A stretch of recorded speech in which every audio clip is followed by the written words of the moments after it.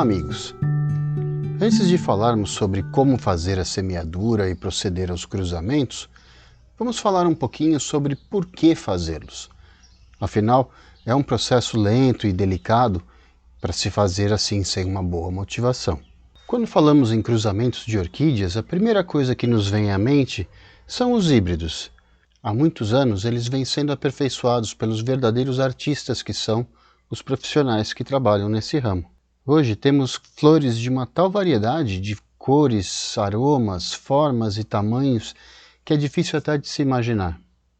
As orquídeas são uma família de plantas muito numerosa e as estimativas variam muito de acordo com a fonte. De acordo com Robert Dressler, num estudo de 2005, rondavam a casa das 25 mil espécies descritas. Outros dizem que já estamos para lá das 35 mil espécies agora em 2020. Quanto às híbridas, ninguém concorda com o número final, mas o órgão internacional encarregado de registrar os novos híbridos, a Royal Horticultural Society de Londres, diz que registra anualmente 5 mil novos nomes. Fala-se em centenas de milhares. Isso sem considerar as plantas que por um motivo ou outro acabem escapando ao registro. As possibilidades de cruzamentos entre as orquídeas desafiam a própria noção de espécie, por assim dizer. Produzem prole fértil até mesmo em cruzamentos intergenéricos, aqueles que envolvem gêneros diferentes.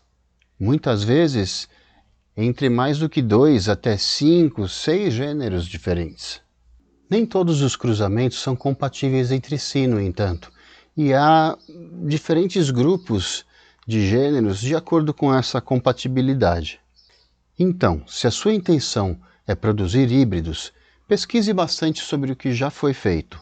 Os híbridos primários, por exemplo, aqueles que envolvem 2 plantas de espécies nativas apenas, já foram quase todos feitos, especialmente nas espécies mais chamativas e populares. Mesmo assim, pode valer a pena repetir, se você tiver como matriz 2 plantas de formas e cores excepcionais. Ainda há boas oportunidades de primários inéditos nas espécies menos chamativas ou mais raras. Ainda assim, a maior parte das pessoas pensa em produzir híbridos grandes, de cores exuberantes, de forma perfeita e perfume apurado. Nesse caso, partir de híbridos comerciais pré-existentes pode ser uma opção de resultados mais seguros. Agora, se você tem sangue de pioneiro correndo nas veias e ainda é jovem, pode trabalhar com os atuais patinhos feios, até que se tornem os novos cisnes. Isso é um desafio para os novos orquidófilos. Uma forte tendência entre os criadores já há um bom tempo é valorizar as espécies nativas e produzir exemplares com formas cada vez melhores que podem atingir bom preço de venda, especialmente se a planta for premiada em alguma exposição competitiva. Algumas espécies e gêneros têm fã-clubes dedicados e fervorosos, como as Cattleya walkeriana, as Nobilior, as Cattleya labiata, as Cattleya purpurata, entre outras, os Catasetum. A lista é grande.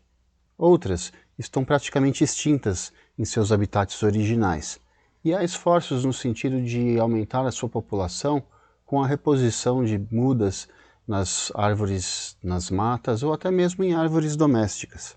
Nesses casos, a forma ideal é menos importante do que a variabilidade genética. Mas é preciso fazer isso com conhecimento de causa.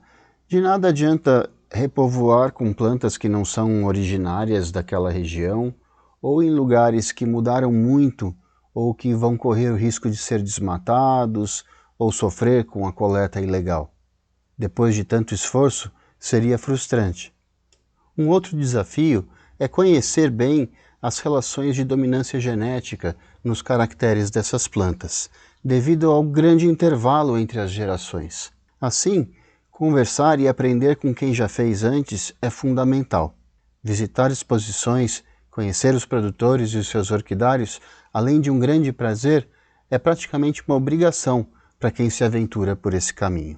Eu já vi também gente fazer cruzamentos por motivação sentimental, cruzar plantas que têm alguma relação com algum momento da nossa história ou plantas que ganhamos de uma pessoa muito querida.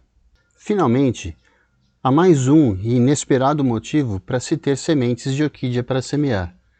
Nossas plantas, especialmente as espécies nativas, podem receber ocasionalmente a visita de algum inseto ou outro polinizador habilitado.